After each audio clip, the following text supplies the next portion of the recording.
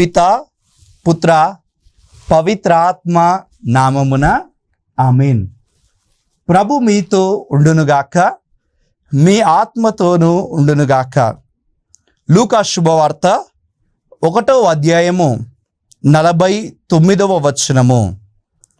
సర్వశక్తిమంతుడు నా ఎడల గొప్ప కార్యములు చేసెను, ఆయన నామము పవిత్రమైనది.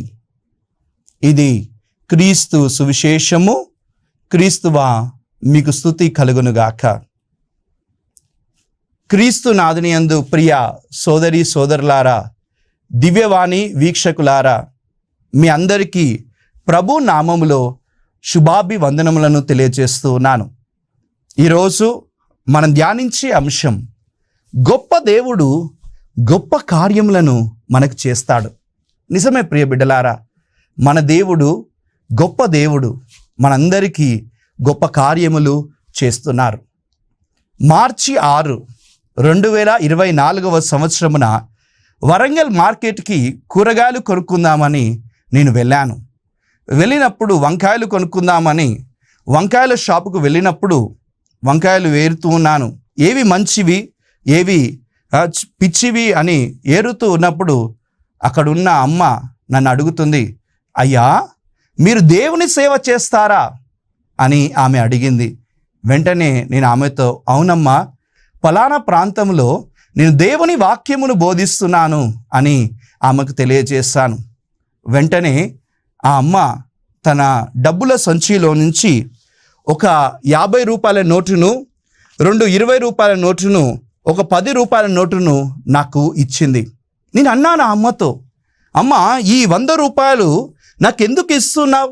నేను కదా వంకాయలు నీ దగ్గర కొనుక్కునేది, నేను ఇవ్వాలి కదా నీకు డబ్బులు, ఎందుకు ఇస్తున్నావమ్మా అని అడిగినప్పుడు ఆ అమ్మ నాతో చెప్తున్నది, అయ్యా, నేను ఒక అన్య మతస్థురాలను, కానీ యేసయ్య గొప్ప దేవుడయ్యా, నాకు గొప్ప కార్యం చేశాడు, అందుకే ఇదిగో నా కానుక స్వీకరించు అని అన్నది. అందుకు నేను ఆమెతో అన్నాను, యేసుప్రభు నీకు ఏ కార్యం చేశాడమ్మా? ఎంత గొప్ప కార్యం చేశాడు? ఒకసారి నాకు వివరించు అన్నప్పుడు ఆమె అంటుంది, అయ్యా, నా కుమారుడు కొన్ని రోజుల క్రితం కోమాకు స్థితిలోకి వెళ్ళాడు. డాక్టర్లు అన్నారు, ఈ వ్యక్తి నీ కుమారుడు బ్రతకడు, నువ్వు ఈ వ్యక్తిని ఇంటికి తీసుకొని వెళ్ళమ్మా అని అన్నారు. అప్పుడు నేను ఏడుస్తున్నప్పుడు ఒక సోదరి నా దగ్గరకు వచ్చి అంటుంది, ఇదిగో యేసు ప్రభువును ప్రార్థించు, ఆయన గొప్ప దేవుడు, గొప్ప కార్యములు చేస్తాడు అని అన్నది. వెంటనే యేసు ప్రభుకు ప్రార్థించడం మొదలుపెట్టాను. ప్రభు శిలువ ముందు మోకరించి ప్రార్థించానయ్యా, దేవుడు గొప్ప కార్యం చేశాడు, నా కుమారుణ్ణి కోమా స్థితిలో నుంచి బయటపడవేశాడు, అనారోగ్యం నుంచి ఆరోగ్యము ఇస్తున్నాడు, ఎంత గొప్ప దేవుడయ్యా యేసు ప్రభు అని ఆమె సాక్ష్యం చెప్తుంది. నిజమే ప్రియ బిడ్డలారా, మనం పరిశుద్ధ గ్రంథాన్ని మనం పరిశీలన చేసినట్లయితే దేవుడు గొప్ప కార్యములు ఎన్నో చేస్తున్నాడు. పరిశుద్ధ గ్రంథంలో కొన్ని వాక్యాలను మనం చదివినట్లయితే కీర్తనల గ్రంథము 48వ అధ్యాయము 1వ వచనము ఈ విధంగా సెలవిస్తుంది, ప్రభు గనుడు అనగా గొప్పవాడు, ఆయన గొప్ప కార్యములు చేయును అని రాయబడి ఉంది. కీర్తనల గ్రంథము 145వ అధ్యాయము 3వ వచనంలో మనం చూసినట్లయితే ప్రభు మహామహుడు అని రాయబడింది, అనగా గొప్ప దేవుడు అని అర్థం. కీర్తనల గ్రంథము 135వ అధ్యాయము 5వ వచనంలో కూడా ప్రభు రాస్తున్న మాట ఏంటంటే, ప్రభు మహాగణుడు, ఎల్ల మేలులు చేయువాడు, గొప్పవాడు అని మనందరికీ తెలుస్తుంది. నిజమే ప్రియ బిడ్డలారా, గొప్ప కార్యాలు ఎన్నో ప్రభు పరిశుద్ధ గ్రంథములో చేసినట్లు పరిశుద్ధ గ్రంథం మనకు వివరిస్తుంది. మనం చూసినట్లయితే ఆది కాండము 1వ అధ్యాయము 2-3 వచనాలు మనం పరిశీలన చేసినట్లయితే గొప్ప కార్యం, మొదటి గొప్ప కార్యం ఏం జరుగుతుందంటే వాక్యాన్ని చదువుకుందాం. ఆది కాండము 1వ అధ్యాయము 2వ వచనము 3వ వచనము, భూమికి ఒక ఆకారం లేకుండా శూన్యముగా ఉండెను, అంధకారము అగాధ జలముల మీద వ్యాపించి ఉండెను, దేవుని ఆత్మ నీటిపై గుండ్రముగా తిరుగాడుచుండెను. అప్పుడు వెలుగు కలుగునుగాక అని దేవుడు ఆజ్ఞాపించెను, వెంటనే వెలుగు పుట్టెను. నిజమే ప్రియ సోదరుడా సోదరి, ఒకప్పుడు భూమికి ఆకారం లేదు, నిరాకారము. కానీ ప్రభు ఆ నిరాకారమైన భూమికి ఆకారంనిచ్చి గొప్ప కార్యం చేస్తున్నాడు. అదేవిధంగా భూమి అంతా చీకటితో నిండి ఉంది, కానీ చీకటి కలిగిన భూమికి వెలుగు కలుగునుగాక అని ప్రభు గొప్ప కార్యం చేస్తున్నాడు. నిజమే ప్రియ సోదరి సోదరుడా, మన జీవితం కూడా నిరాకారంగా ఉందేమో, కానీ ప్రభు నీకు ఆకారం ఇచ్చేవాడు, గొప్ప కార్యం చేసేవాడు. నీవు తల్లి గర్భంలో పడి ఉన్నప్పుడు నీకు ఆకారం లేదు, నీకు శరీర భాగాలు లేవు, ఒక పిండంగా ఉన్నావు. కానీ ప్రభువు నిరాకారి అయిన నీకు ఆకారం ఇస్తున్నాడు. ఆ చీకట్లో ఉన్న నిన్ను వెలుగైన ఈ ప్రపంచంలోనికి తీసుకొని వస్తున్నాడు. అందుకే ఇర్మియా గ్రంథము 1వ అధ్యాయము 5వ వచనంలో ఇర్మియా ప్రవక్తకు ప్రభు ఇట్లా అంటున్నాడు, నిన్ను మాతృగర్భమున రూపొందిక మునుపే నిన్ను ఎన్నుకున్నాను, నీవు పుట్టక మునుపే నిన్ను పవిత్రపరచాను, నిన్ను జాతులకు ప్రవక్తగా నియమించాను. నిజమే, ఇర్మియా ప్రవక్త మాతృగర్భంలో ఉన్నప్పుడే ప్రభు ఎన్నుకున్నాడు. అట్లానే నీ జీవితం కూడా మాతృగర్భంలో పడక ముందు నుంచే ప్రభు నిన్ను ఎరిగి ఉన్నాడు, నీకు భాగంలోనిచ్చాడు, శరీరాన్ని ఇచ్చాడు, ఆత్మనిచ్చాడు, గొప్ప కార్యం చేసి నిన్ను ఒక క్రైస్తవునిగా, క్రీస్తును అనుసరించేవాడిగా ఎన్నుకున్నాడు. ఎంత గొప్ప కార్యం! అలాంటి గొప్ప దేవుడికి నీవు కృతజ్ఞతలు తెలియజేయగలవా? పౌలు గారు కూడా గలతీలకు రాయబడిన లేఖ 1వ అధ్యాయము 15వ వచనంలో ఈ విధంగా రాస్తూ ఉన్నారు, నా తల్లి గర్భము నుండే దేవుడు దయతో నన్ను తన సేవకై ప్రత్యేకించి పిలిచాను. నిజమే, పౌలు గారు మాతృగర్భంలో ఉన్నప్పుడు ఆయన ప్రభు ఎన్నుకొని గొప్ప కార్యం చేస్తున్నాడు. నిన్ను కూడా మాతృగర్భంలో ఉన్నప్పుడే నిన్ను ఎన్నుకున్నాడు, నీకు శరీర భాగాలనిచ్చి ప్రభు గొప్ప కార్యం చేస్తున్నాడు. ఎంత గొప్ప కార్యం! ఆ గొప్ప కార్యాన్ని నువ్వు గ్రహించగలవా? అదేవిధంగా మనం పరిశుద్ధ గ్రంథాన్ని మనం చూసినట్లయితే నిర్గమ కాండము 14వ అధ్యాయము 16 నుంచి 22 వచనాలను మనం పరిశీలన చేసినట్లయితే మోషే ఇజ్రాయేలు ప్రజలతో ప్రయాణం చేస్తున్నాడు. వారికి అడ్డుగా ఎర్ర సముద్రం అడ్డు వస్తుంది. ముందు నుయ్యి వెనకాల గొయ్యి అన్నట్లు వెనకాల ఫారో సైన్యం వారిని వెంటాడుతుంది. సముద్రాన్ని ఎట్లా దాటేది అని మోషే ఇజ్రాయేలు ప్రజలు కలవరపాటులో ఉన్నారు. కలవరపాటులో ఉన్న వారు ప్రభు వైపు చూస్తున్నారు. మోషే ప్రభు వైపు చూస్తున్నాడు, అయ్యా ముందు సముద్రం, ఈ సముద్రాన్ని ఎట్లా మేము దాటేది, గొప్ప కార్యం చేయయ్యా అని ప్రార్థిస్తున్నాడు. వెంటనే ప్రభు ఆయనతో అంటున్నాడు, నా వైపు చూడనేలా, నీ చేతిలో కర్ర ఉంది కదా, కర్రతో సముద్రమును మోదుము అని అన్నాడు. వెంటనే మోషే తన చేతిలో ఉన్న కర్రను పట్టుకొని సముద్రం మీద మోదగా గొప్ప కార్యం జరుగుతుంది. సముద్రం రెండుగా చీలిపోతుంది. సముద్రం మధ్యలో నుండి మోషే మరియు ఇజ్రాయేలు ప్రజలు నడుస్తున్నాడు.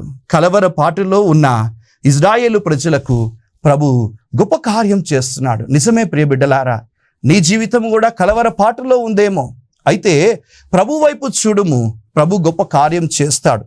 సముద్రం అంటే మనలను ముంచివేయినది, మన సమస్యలను మనల్ని ముంచివేస్తాయి, మన రోగం మనల్ని ముంచివేస్తాయి, మనకు కుటుంబంలో ఉన్న అశాంతి మనల్ని ముంచివేస్తుంది. అటువంటి సందర్భంలో మనం ఏం చేయాలి? శాంతినిచ్చే దేవుని వైపు మనం చూడాలి. ప్రభువా, ఈ సమస్యను తొలగించయ్యా అని ప్రార్థన చేయాలి. మోషే చేతిలో కర్ర ఉన్నట్లు నీ చేతిలో ఉంది కర్ర, యేసుక్రీస్తు సిలువ అనే కర్ర. ఆ క్రీస్తు సిలువను పట్టుకొని మోదాలి మనం కూడా బాధల మీద, మోదాలి మనము అనారోగ్యం మీద, మోదాలి మనము సమస్యల మీద. వెంటనే సముద్రం చీలినట్టుగా మన సమస్యలు, రోగాలు చీలిపోతాయి. గొప్ప కార్యమును ప్రభు చేస్తాడు. అలలు, సముద్రంలో అలలు వస్తాయి, అలలు మనల్ని ముంచివేస్తాయి, మనలో శాంతి లేకుండా చేస్తాయి. యేసు ప్రభు కూడా ఒకసారి తన శిష్యులతో పడవ ప్రయాణం చేస్తున్నప్పుడు అలలు వచ్చాయి, ముంచివేయనట్లుగా ఉన్నాయని పరిశుద్ధ గ్రంథం చెప్తుంది. అలల మధ్యలో శిష్యులు ప్రభు వైపు చూస్తున్నారు. ప్రభు వైపు చూడగా ప్రభు శాంతించుము అని అలలను ఆపివేసి గొప్ప కార్యం చేస్తున్నాడు. నిజమే ప్రియ బిడ్డలారా, నిన్ను ముంచివేసేవారు, నీ శత్రువు నీ ఎదుటే ఉండవచ్చు, కానీ అలాంటి సందర్భంలో, ముంచెత్తుతున్న సమస్యల సందర్భంలో, శత్రువులు నిన్ను ముంచివెత్తుతున్నప్పుడు ప్రభు వైపు చూడుము. ప్రభువా, ఈ అలను తీసివేయము అని ప్రార్థించుము, ప్రభు గొప్ప కార్యం చేస్తాడు. శాంతించుము అని శాంతి ఇచ్చిన దేవుడు నీ సమస్యల మధ్యలో కూడా నీకు శాంతిని దయచేస్తాడు. అలాంటి గొప్ప కార్యం ప్రభు చేయుటకు సిద్ధంగా ఉన్నాడు. మరి నీవు ప్రభువును పిలుచుటకు సిద్ధంగా ఉన్నావా? ఇంకా మనం పరిశీలన చేసినట్లయితే మూడవ గొప్ప కార్యం నిర్గమకాండము 17వ అధ్యాయము 2-6 వచనాల్లో మనం చూస్తాం. బండ నుండి ప్రభు నీరిచ్చే గొప్ప మహాకార్యం. ఇజ్రాయేలు ప్రజలు ఎడారిలో నడుస్తున్నప్పుడు వారికి దాహం అవుతుంది, త్రాగుటకు నీరు లేదు.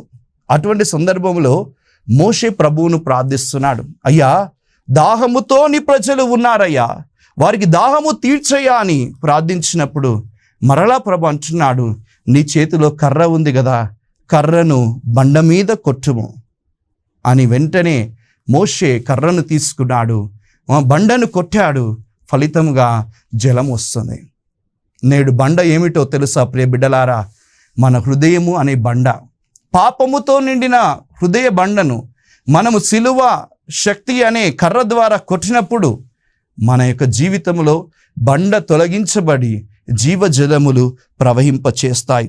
అందుకే ప్రభు ఒక వాగ్దానాన్ని ఇస్తున్నాడు. ఎజెకియేలు గ్రంథము 36వ అధ్యాయము 26వ వచనము, మీ నుండి రాతి గుండెను తొలగించి మాంసపు హృదయాన్ని నేను ఇస్తాను అని వాగ్దానం. నిజమే, మనం పాపము చేత కఠిన హృదయాలుగా ఉన్నాయి. అలాంటి కఠిన హృదయాన్ని ప్రభువుకు అర్పించినప్పుడు, ప్రభు సిలువకు అర్పించినప్పుడు, సిలువ హృదయం నుండి వచ్చే రక్తము ద్వారా, సిలువ హృదయం నుండి వచ్చే నీటి ద్వారా నీ జీవితం కూడా మాంసపు హృదయం, దయగలిగిన హృదయం, కరుణ కలిగిన హృదయముగా మారుతుంది. ప్రియ బిడ్డలారా,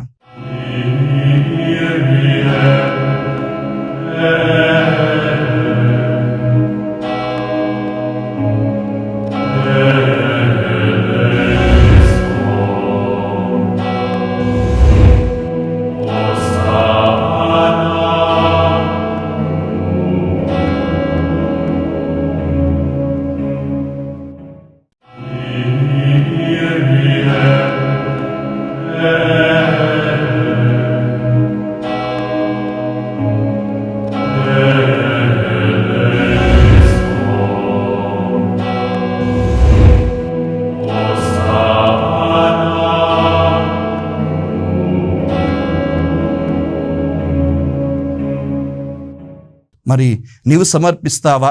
ఆ దివ్య హృదయానికి నీ కుటుంబాన్ని సమర్పించుము.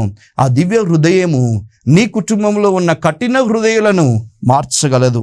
యోహాను శుభవార్త 7వ అధ్యాయము 37వ వచనంలో ప్రభు ఇదే మాటను మనకు సెలవిస్తున్నారు. దాహముతో ఉన్నవారు నా యొద్దకు వచ్చునుగాక, వారికి నేను జీవ జలములు ఇస్తాను. నిజమే, దాహముతో ఉన్నావా? బాధ అనే దాహం నీలో ఉందా? రోగం అనే దాహం నీలో ఉందా?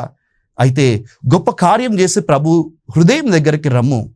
ప్రభు తప్పకుండా నీ హృదయాన్ని మార్చును, నీకు గొప్ప కార్యమును చేయును, నీ జీవితపు సమస్యలను ఆయన తొలగించరు. ఇది ఎంత గొప్ప అద్భుతం! ఇక నూతన నిబంధనలో కూడా మనం చూసినట్లయితే యేసు ప్రభు అనేక గొప్ప కార్యాలు చేస్తూ ఉన్నాడు. యోహాను శుభవార్త 2వ అధ్యాయము 1వ వచనం నుండి 12వ వచనం వరకు మనం పరిశీలన చేసినట్లయితే కానాపల్లె అనే పెళ్లి విందులో మనం చూస్తున్న అంశం ఏమనగా, అక్కడ కానాపల్లి పెళ్లి విందులో ద్రాక్షరసం కొరతబడింది. అటువంటి సందర్భంలో బాణలన్నీ ఖాళీ అయిపోయాయంట. ఆ ఖాళీ అయిపోయిన బాణలలో ప్రభు మొదట నీటిని, ఆ తర్వాత నీటిని ద్రాక్షరసంగా మార్చి గొప్ప అద్భుతాన్ని, గొప్ప కార్యాన్ని ప్రభు చేస్తున్నాడు. నిజమే, మన జీవితంలో ఖాళీ అయిన కుండలాగా ఉందేమో, మన జీవితంలో ఏమీ లేని దాని లెక్క ఉందేమో, కానీ ప్రభు నీ జీవితాన్ని నింపాలని ఆశపడుతూ ఉన్నాడు. ఒంటరి జీవితమా నీ జీవితం? బాధపడకుము ప్రియ బిడ్డ. నీ ఖాళీ అయిన బాణను ప్రభు మొదట నీటితో నింపుతాడు. తర్వాత నీటిని, రుచి లేని నీటిని రుచికరమైన ద్రాక్షరసంగా మారుస్తాడు. నిజమే, నీ ఖాళీ అయిన కుండలో ప్రభు పరిశుద్ధాత్మ అనే ద్రాక్షరసాన్ని నింపాలని ఆశపడుతున్నాడు. మరి ఆ ఖాళీ అయిన కుండలను ప్రభుకు అర్పించినట్లు నీ జీవితాన్ని ప్రభుకు అర్పించుకో. అప్పుడు ప్రభు ద్రాక్షరసముగా ఆయన పరిశుద్ధాత్మను నీలో నింపి తన కృప అనుగ్రహంలో నీతో నింపి గొప్ప కార్యమును చేస్తాడు. ఇంకా మనం పరిశీలన చేసినట్లయితే మత్తాయి శుభవార్త 14వ అధ్యాయము 13వ వచనం నుండి 21వ వచనం వరకు మనం చూస్తూ ఉన్నాం. యేసు ప్రభు ముందు 5,000 మంది పురుషులు, వారితో పాటు స్త్రీలు, వారితో పాటు పిల్లలు అందరూ ఉన్నారు. వారందరినీ పోషించడానికి ఆయన దగ్గర ఉన్నవి ఏమిటి? కేవలం 5 రొట్టెలు 2 చేపలు. ఈ 5 రొట్టెలు 2 చేపలను ప్రభు తన చేతిలో తీసుకున్నాడు. తీసుకొని ఆకాశం వైపు చూశాడు. ఆకాశం వైపు చూసి ప్రార్థిస్తున్నాడు. ఈ 5 రొట్టెలు 2 చేపలకు గొప్ప కార్యం చేయమని దేవుణ్ణి ప్రార్థించగా, దేవుడి 5 రొట్టెలను 2 చేపలను 5,000 మంది పురుషులకు, తర్వాత స్త్రీలకు, తర్వాత అందరికీ ఆహారంగా మారుస్తున్నాడు. ఎంత గొప్ప అద్భుతం అండి!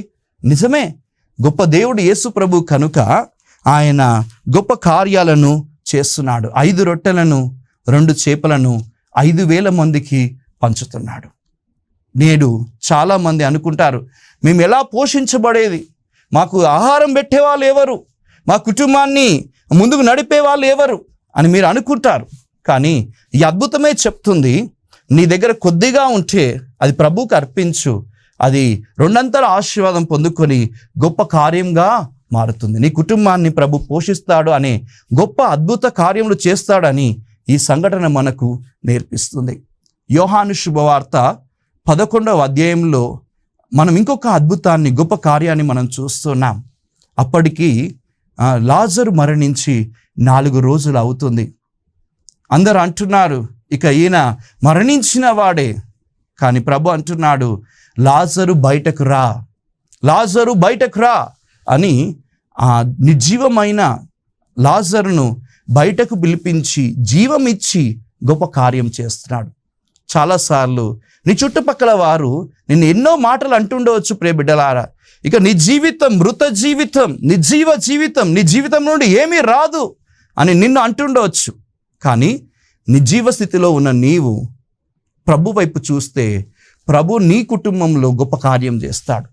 మార్తమ్మ, మరియమ్మ ఆ రోజు లాజరు నిర్జీవంగా ఉన్నప్పుడు యేసు ప్రభు వైపు చూశారు. అందుకే నిర్జీవమైన లాజరుకు ప్రభు జీవం ఇచ్చాడు, గొప్ప కార్యం చేస్తున్నాడు. నిజమే ప్రియ బిడ్డలారా, నిర్జీవమైన నీ స్థితిని ఈరోజు ప్రభువుకు సమర్పించు. ఎవరైతే ప్రభువుకు అర్పిస్తారో అటువంటి జీవితంలో నిర్జీవము నుండి జీవంలోనికి ప్రభు నడిపిస్తాడు. అందుకే ప్రభు అంటున్నాడు, యోహాను శుభవార్త 10వ అధ్యాయము 10వ వచనము, దొంగవాడు దొంగలించుటకు వచ్చును, కానీ ప్రభువునైన నేను జీవం ఇచ్చుటకు, దాన్ని సమృద్ధిగా ఇచ్చుటకు వస్తున్నాను. నిజమే, గొప్ప కార్యం జీవమిచ్చే ప్రభు నీ కుటుంబానికి జీవం ఇవ్వాలని ఆశపడుతున్నాడు. ఇక చివరిగా మరియ తల్లి జీవితంలో ప్రభు చేస్తున్న గొప్ప కార్యం, ఒక సామాన్యమైన స్త్రీ మరియ తల్లి, కానీ ఈ ఇంతటి సామాన్యమైన స్త్రీని ప్రభు ఎన్నుకున్నాడు. ఎన్నుకొని ఆమెను ఉన్నతమైన స్థానంలోనికి తీసుకువెళ్ళాడు. ఎందుకు అని మనం చూస్తే ఆ స్త్రీ చెప్తుంది, ప్రభువా నీ మాట ప్రకారం నాకు జరుగునుగాక అని తన జీవితాన్ని ప్రభుకు అర్పించుకుంది. అందుకే ప్రభు ఆమెను స్త్రీలందరిలో ఆశీర్వదింపబడిన స్త్రీగా మహాకార్యమును చేస్తున్నాడు. మరి ప్రియ బిడ్డ, నీవు కూడా సమర్పించుకుంటావా నీ కుటుంబాన్ని? నీవు కూడా సమర్పించుకుంటావా నీ జీవితాన్ని? ప్రభు గొప్ప కార్యం చేయుటకు సిద్ధంగా ఉన్నాడు. గొప్ప దేవుడు, మన దేవుడు గొప్ప కార్యాలు చేస్తాడు. అందుకే ఇప్పటి వరకు మనం ధ్యానించినట్లుగా ఆకారం లేని భూమికి ప్రభు ఆకారం ఇచ్చి గొప్ప కార్యం చేస్తున్నాడు. ఎర్ర సముద్రము ముందు నిలబడిన ప్రజలు ఏడుస్తూ ఉన్నప్పుడు ఎర్ర సముద్రమును చీల్చి గొప్ప కార్యం చేశాడు. బండ నుండి నీటిని ఇచ్చి ప్రభు ప్రజల దాహము తీర్చి గొప్ప కార్యం చేస్తూ ఉన్నాడు.